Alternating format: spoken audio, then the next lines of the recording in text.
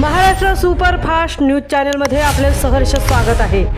खास सत्याची थार लेखणीची महाराष्ट्रातील ताज्या आणि वेगवान बातम्या पाहण्यासाठी आपल्या हक्काचे चॅनल शेअर करा, लाईक करा आणि सबस्क्राइब करा। धन्यवाद। नवी मुंबई विमानतळाला लोकनेते दिबा पाटील यांचेच नाव मिळाले पाहिजे।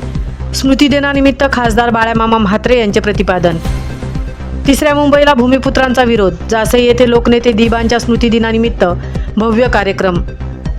शेतकरी, कष्टकरी आणि भूमिपुत्रांच्या न्याय हक्कासाठी आपले संपूर्ण आयुष्य अर्पण करणारे गरिबांचे कैवारी लोकनेते दिवंगत दिबा पाटील यांच्या स्मृती दिनानिमित्त 24 जून रोजी त्यांचे जन्मगाव जासई येथे त्यांना विनम्र अभिवादन करण्यात आले।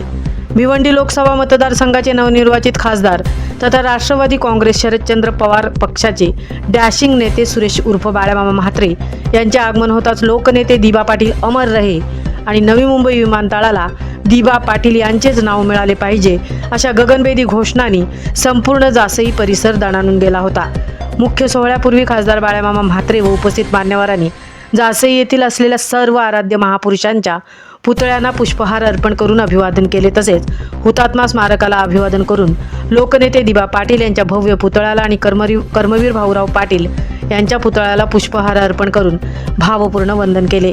त्यानंतर जासई येथील दिबा पाटील सभागृहात मुख्य कार्यक्रमाची सुरुवात करण्यात आली। या प्रसंगी व्यासपीठावरील मान्यवरांनी लोकनेते दिबा पाटील यांच्या ऐतिहासिक लढ्याचा आणि सिडको आंदोलनाचा गौरव केला।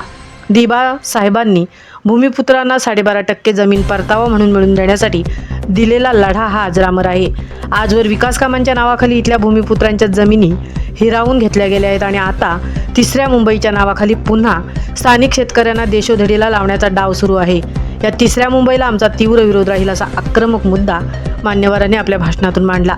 स्थानिक भूमिपुत्रांच्या नोकरी आणि त्यांच्या प्रलंबित प्रश्नासाठी सर्वांनी एकत्र येऊन आवाज उठवला पाहिजे असे आवाहन यावेळी करण्यात आले।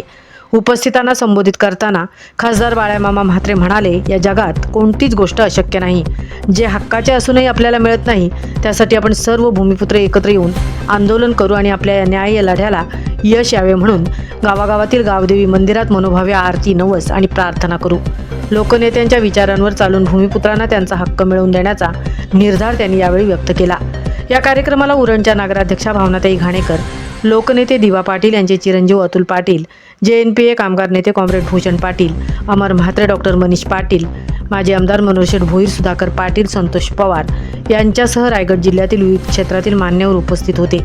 या अभिवादन सभेला तरुणांपासून ते वयोवृद्ध नागरिक आणि भूमिपुत्र मोठ्या संख्येने उपस्थित होते।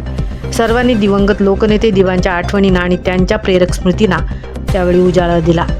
महाराष्ट्र सुपरफास्टसाठी तृप्ती भोईर, उरण।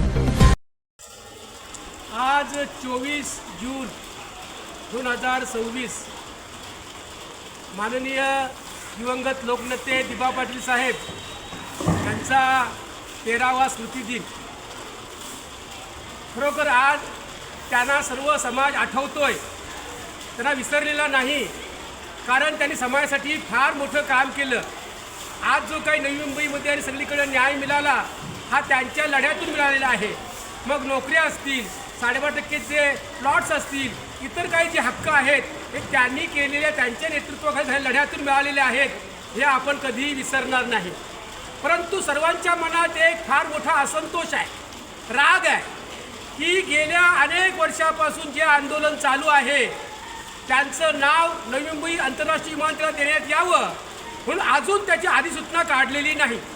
काढतो आम्ही सर्व पक्षीय लोक, सगळ्या संघटनांची लोक आम्ही मुख्यमंत्र्यांना भेटलो, त्यावेळी त्याच्यातून 2 महिन्यात नावाचे अधिसूचना काढील माझं पंतप्रधानांसोबत चर्चा झालेली आहे।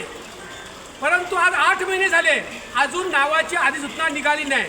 त्यामुळं समस्त प्रकल्पग्रस्त आणि भूमिपुत्र यांच्यामध्ये असंतोष आहे, स्थानिकांमध्ये असंतोष आहे की हे नावाची अधिसूचना का निघाली नाही। ह्याला जबाबदार राज्य सरकार आणि केंद्र सरकार आहे की ज्यांचं हे काम होतं।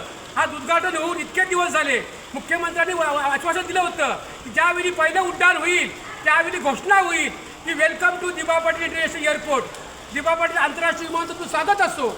अजून त्याचं हे झालं